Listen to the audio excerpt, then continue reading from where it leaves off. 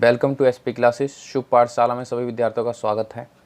ये 12th class के political science का सेकंड चैप्टर है और ये हम थर्ड पार्ट बना रहे हैं। इससे पहले 2 पार्ट बन चुके हैं जिसमें हमने सोवियत संघ के विघटन, कारण और परिणाम की चर्चा की थी और दूसरे पार्ट में हमने अफ़गानिस्तान संकट के बारे में चर्चा की है। इस पार्ट में हम खाड़ी युद्ध के बारे में चर्चा करेंगे और अरब स्प्रिंग के बारे में चर्चा करेंगे। तो जिन बच्चों ने पहला और दूसरा पार्ट नहीं देखा है तो वो पहले पहला और दूसरा पार्ट देख लें, फिर तीसरा पार्ट देखें जिससे उन्हें तीसरा पार्ट समझने में आसानी हो। तो चलिए स्टार्ट करते हैं आज तीसरा पार्ट।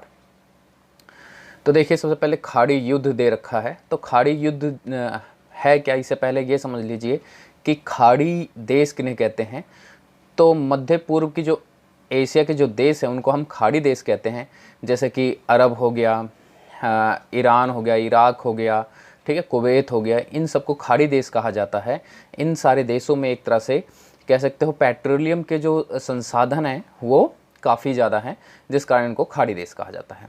अब खाड़ी युद्ध जो है वो 2 बार हुआ है। तो सबसे पहले हम प्रथम खाड़ी युद्ध देख रहे हैं, जिसमें देखिए क्या है। प्रथम खाड़ी युद्ध जो है 1990 के अगस्त में इराक ने कुवैत पर हमला किया, ठीक है। अब देखिए, इराक ने कुवैत पर हमला करके कुवैत पे एक तरह से कब्जा अपना स्थापित कर लिया था। ऐसा क्यों हुआ था, मैंने एक वर्ड लिखा ओपेक। तो ये जो खाड़ी देश थे इन्होंने एक ऑर्गेनाइजेशन बनाया था, एक संगठन बनाया था जिसका नाम था ओपेक, ठीक है। उस ओपेक में क्या था कि भाई जो पेट्रोलियम, कच्चा पेट्रोलियम किसी देश को दिया जाएगा तो उसके जो कीमत होगी वो सब मिलके डिसाइड करेंगे। सब के सब मिलके क्या करेंगे, एक कह सकते हो कि एक तरह से एकाधिकार बनाना चाहते थे। परंतु कुवैत ने क्या करा कि उस कीमत की परवाह ना करते हुए उसने क्या नाम है, अन्य देशों को क्या नाम है, उससे कम कीमत पे वो दे दिया, पेट्रोलियम दे दिया, जिस कारण इराक को ये एक तरह से गुस्सा आया और उसने क्या करा, कुवैत पे आक्रमण कर दिया, ठीक है। तो देखिए आगे क्या है। अब होता क्या है, संयुक्त राष्ट्र संघ कुवैत को मुक्त कराने के लिए बल प्रयोग की अनुमति दे देता है कि भाई संयुक्त राष्ट्र संघ जो कह सकते हो अंतर्राष्ट्रीय संगठन है वो कुवैत को मुक्त कराने के लिए बल प्रयोग देता है, मतलब सैन्य शक्ति का इस्तेमाल करने के लिए एक तरह से अनुमति दे देता है। अब उसमें क्या होता है, देखिए 34 देशों ने मिलकर इराक पर हमला किया। 34 देश मिलकर इराक पर हमला करते हैं और जिसमें सबसे बड़ी चीज़ ये है कि 6,60,000 सैनिक इराक के विरुद्ध मोर्चा खोलते हैं। अब उन 34 देशों के जो सैनिक होते हैं वो मिलके क्या करते हैं कि वो उन सब के जो 6,60,000 सैनिक जो होते हैं वो एक अकेले इराक से लड़ने के लिए जाते हैं। अब देखिए यहाँ सबसे बड़ी चीज़ क्या है कि जिसमें 75% जो सैनिक थे वो अमेरिका के थे, ठीक है। तो इस तरह से एक तरह से अमेरिका की शक्ति भी दिखाई देती है कि भाई अमेरिका के पास कितनी बड़ी सैन्य शक्ति है, ठीक है। और इस ऑपरेशन को नाम दिया जाता है ऑपरेशन डेजर्ट स्टॉर्म। तो बच्चों ये ध्यान रखना कि एक क्वेश्चन खाड़ी युद्ध के नाम से भी आ जाता है और ऑपरेशन डेजर्ट स्टॉर्म के नाम से भी आ जाता है। और इस युद्ध में अमेरिका ने स्मार्ट बमों का प्रयोग किया, मतलब कंप्यूटर वगैरह का इस्तेमाल किया, ठीक है, जो पहले लोगों नहीं देखा था। और इसमें देखो इसलिए इसको कंप्यूटर युद्ध और वीडियो गेम वार भी कहा जाता है। तो अब देखिए इसके कितने सारे नाम हो गए, वीडियो गेम वार हो गया, कंप्यूटर युद्ध हो गया, ठीक है, ऑपरेशन डेजर्ट स्टॉर्म हो गया, खाड़ी युद्ध हो गया, प्रथम खाड़ी युद्ध कह सकते हो। तो इस तरह से कहा जाए कि इसके इतने सारे नाम हैं, तो ये किसी भी नाम से आ जाता है। तो इसलिए इसको ध्यान रखना है, इसका हर एक नाम ध्यान रखना है, एग्जाम में किसी भी नाम से आ जाता है। तो और क्योंकि 34 देश युद्ध कर रहे हैं इराक से, तो सीधी सी बात है ज़्यादा समय लगेगा नहीं, इराक को हारने में ज़्यादा समय नहीं लगा और उसने फटाफट जो है कुवैत को छुड़वा लिया गया। अब देखिए द्वितीय खाड़ी युद्ध। अब द्वितीय खाड़ी युद्ध में क्या है कि भाई 19 मार्च 2013 को अमेरिका ने ऑपरेशन इराकी फ्रीडम चलाया, ठीक है। और संयुक्त राष्ट्र संघ ने इस हमले की अनुमति नहीं दी थी। अब इससे पहले जो प्रथम खाड़ी युद्ध था उसको देखिए संयुक्त राष्ट्र संघ ने अनुमति दी थी, लेकिन इस युद्ध के लिए संयुक्त राष्ट्र संघ ने अनुमति नहीं दी थी। अमेरिका एक तरह से अपना दबदबा स्थापित करना चाहता था। अमेरिका जो है ज़बरदस्ती उसने इराक पे एक तरह से कह सकते हो कि आक्रमण कर दिया था।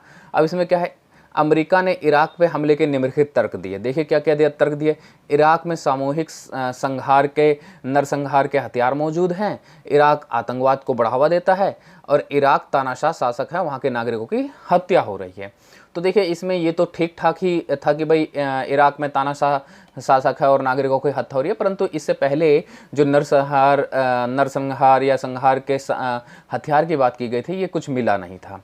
ठीक है, अब देखिए क्योंकि जो संयुक्त राष्ट्र संघ है उसने मना कर दिया था इराक पे आक्रमण करने के लिए, तो अमेरिका ने क्या किया, आकांक्षियों के महाजोट को बुलाया जिसमें 40 देश शामिल हुए। अब ये आकांक्षी के महाजोट क्या है, आकांक्षी के महाजोट से मतलब यहाँ पर ये था कि अमेरिका ने एक तरह से आह्वान किया कि भाई जो देश आतंकवाद के खिलाफ युद्ध करना चाहते हैं, लड़ना चाहते हैं, वो एक साथ मिल जाए। अब इतने सारे देश जब मिल गए, लगभग 40 देश मिल गए, तो इसमें संयुक्त राष्ट्र संघ भी कुछ नहीं कर पाया। ठीक है, अब इस युद्ध में क्या होता है, देखो इस युद्ध में अमेरिका के 3000 सैनिक मारे जाते हैं और इराक के लगभग 50,000 आम नागरिक मारे गए। ठीक है, ये बड़ी चीज़ थी कि वहाँ पर यह कहा गया कि भाई संहार के सामूहिक हथियार है और ये सारे, लेकिन फिर भी इस युद्ध में इराक के जो हैं, जो आम नागरिक होते हैं, सैनिक नहीं, जो आम नागरिक होते हैं, वो 50,000 तकरीबन मारे गए। तो ये जो था क्या नाम है, द्वितीय खाड़ी युद्ध था। अब इसमें द्वितीय खाड़ी युद्ध में क्या था कि भाई ध्यान देने वाली बात यह है कि संयुक्त राष्ट्र संघ ने कोई अनुमति नहीं दी थी, फिर भी जो है अमेरिका जो है अन्य देशों को जोड़ के इनके ऊपर आक्रमण करता है। अब इसमें क्या है कि भाई कई सारे लोगों ने इसकी आलोचना की, बहुत सारे देशों ने इसकी आलोचना की है। कुछ देशों का कहना ये था कि भाई अमेरिका जो है वो उसने ज़बरदस्ती उस पर इराक के तेल के कुओं पे कब्जा करने के लिए ऐसा किया। ठीक है, तो कुछ देशों ने जो अमेरिका का आक्रमण है उसको सही साबित करने की कोशिश किया। तो ये कई सारी इसकी आलोचनाएँ, कुछ लोग इसको गलत साबित करते हैं, कुछ देश गलत साबित करते हैं और कुछ देश जो हैं इसको सही साबित करते हैं, जबकि भारत भी है, उसने भी उस टाइम इसको गलत साबित किया था कि ऐसा नहीं होना चाहिए था। ठीक है, और जहाँ तक माना जाता है, यही माना जाता है कि अमेरिका ने इसलिए किया था कि वहाँ पर वो इराक पे एक तरह से कब्जा करना चाहता था। ठीक है, तो ये दो जो हैं खाड़ी युद्ध हैं, प्रथम खाड़ी युद्ध और द्वितीय खाड़ी युद्ध। अब आगे देखिए क्या है, अगला पॉइंट है अरब स्प्रिंग। अब आपके सेकंड चैप्टर में अरब स्प्रिंग एक अलग से पॉइंट दे रखा है, इसको भी समझना जरूरी है। तो देखिए इसमें क्या है, मध्य एशिया और उत्तरी अफ्रीका में श्रृंखलाबद्ध विरोध प्रदर्शन और धरना द्वारा 2010 में आरंभ हुआ। इसे अरब जागृति, अरब स्प्रिंग, अरब विद्रोह के नाम से जाना जाता है। ठीक है, अब देखिए इसमें क्या है, श्रृंखलाबद्ध। अब श्रृंखलाबद्ध मतलब क्या है, एक देश से ये शुरू हुआ था और धीरे धीरे फैलते हुए कई सारे देशों में शुरू हो चुका था, फैल चुका था। अब इसकी शुरुआत ट्यूनीशिया में 17 दिसंबर 2010 में मोहम्मद बाऊजीजी की आत्महत्या के साथ हुई। अब ये मोहम्मद बाऊजीजी कौन थे, तो देखो मोहम्मद बाऊजीजी जो है एक सब्जी वाला था। अब वहाँ की जो ट्यूनीशिया है, वहाँ की पुलिस क्या आती है और सब्जी वाले के रेडी वगैरह पलट देती है, तोड़ देती है। तो जो मोहम्मद बाऊजीजी है वो जब अपील करता है कोर्ट में, तो उसे वहाँ पर भी कोई न्याय नहीं मिलता है। ठीक है, वो यूँ कहता है कि भैया मैं तो जो भी इनका कह सकते हो कि फ़ाइन होता, जो भी चार्ज होते, मैं भरने के लिए तैयार था, तो ये सब चीज़ें करने की क्या ज़रूरत थी। ठीक है, परंतु जो वहाँ का कोर्ट है वो भी इनकी कोई सुनवाई नहीं करता है और ये कोर्ट के सामने क्या करता है, आत्महत्या कर लेता है। अब लोगों के दिमाग में ये आने लग जाता है कि भाई आम जनता के लिए तो कुछ है ही नहीं, सरकार है ही नहीं, कुछ है ही नहीं। ठीक है, और आम जनता ऐसी मर रही है, ये सारी चीज़ें आ जाती हैं।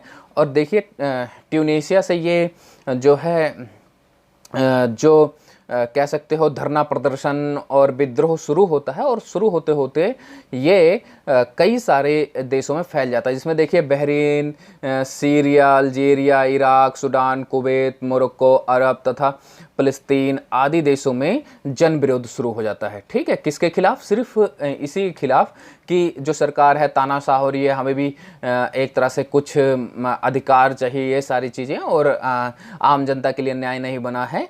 ठीक है, और बहुत सारे कारण थे, बेरोजगारी वगैरह भी चल रही थी, तो एक तरह से एक मौका मिल जाता है। ठीक है, तो वो धीरे धीरे फैलते हुए, और पता ही है 2010 की बात कर रहे हैं, सोशल मीडिया वगैरह भी काफ़ी ज़्यादा एक्टिव हो चुकी थी। ठीक है, तो ये सारी चीज़ें सोशल मीडिया पे भी आ जाती है। ठीक है, तो इसलिए एक तरह से ये ट्यूनीशिया से शुरू होता है और बाकी देशों में, क्योंकि सोशल मीडिया एक्टिव थे, सोशल मीडिया वगैरह आ चुकी थी, तो लोगों को इसकी जानकारी बड़ी आसानी से मिल जाता है। ठीक है, और जिसके कारण ये एक देश से कई देशों में फैल जाता है। अब आगे देखिए क्या है, यहाँ मैंने कुछ चित्र दिखा रखे हैं जो कि उस विद्रोह का है। ये विद्रोह जो है इतनी सारी जनता जो है क्या नाम है इस विद्रोह में काफ़ी शामिल हुई थी। अब देखिए अरब क्रांति के कारण क्या थे। देखिए एक तो तानाशाही सरकार जो थी, तानाशाह थी, ठीक है। ये अरब क्रांति की अगर बात करें तो वही फिर से जो देश थे, हमने देखा है ऐसे देश थे जहाँ पर ज़्यादातर ऐसे कानून लागू हैं जो मानवाधिकार के से अलग हैं, परे हैं, ठीक है, मानवाधिकार की तरफ ध्यान नहीं देते हैं, उनका उल्लंघन करते हैं, ठीक है। अब देखिए अगला पॉइंट वही फिर से चीज़ है, मानवाधिकार उल्लंघन, ठीक है। मानवाधिकार किसी प्रकार के दे ही नहीं रखे थे उन देशों में, ठीक है। और यहाँ देखिए राजनीतिक भ्रष्टाचार, अभी हमने बात ही कर लिया है भाई, राजनीतिक भ्रष्टाचार ये सारी चीज़ें थी, बेरोजगारी, आर्थिक स्थिति का खराब होना, ठीक है। तो ये सारी जो कारण थे जो अरब स्प्रिंग के कारण बनते हैं। उसके बाद देखिए विरोध करने का इनका तरीका क्या था भाई, हड़ताल कर रहे थे, मार्च कर रहे थे, धरना, रैली, इन सारे माध्यमों से ये विरोध कर रहे थे, ठीक है। तो ये अरब स्प्रिंग था। इसको अरब विद्रोह के नाम से भी जाना जाता है, अरब जन विद्रोह के नाम से भी जाना जाता है, अरब जागृति के नाम से भी जाना जाता है। तो इतने सारे नामों से जाना जाता है, ठीक है, जिससे अगर किसी भी नाम से क्वेश्चन आ जाए तो आप सब जो विद्यार्थी हैं वो आसानी से एग्ज़ाम में लिख सके। तो ये सारे नाम आपको पता होना चाहिए, ये नहीं कि सिर्फ अरब स्प्रिंग आप देख लें और अरब विद्रोह के नाम से आ जाए या अरब जागृति के नाम से आ जाए तो आपको समझ ना आए। ये सारे जो हैं अरब स्प्रिंग के हिस्से ही जाने जाते हैं, ठीक है। तो ये चैप्टर जो है, सेकंड चैप्टर जो है, ये इन्हीं 2 पॉइंटों के साथ ख़त्म होते हैं। सेकंड चैप्टर के 3 पार्ट हैं, सभी विद्यार्थी तीनों पार्ट ध्यान से देखेंगे क्योंकि एक बड़ा चैप्टर है और ये बहुत इंपॉर्टेंट चैप्टर भी है और इसमें से एग्ज़ाम में काफ़ी ज़्यादा आता भी है। चलिए, थैंक यू।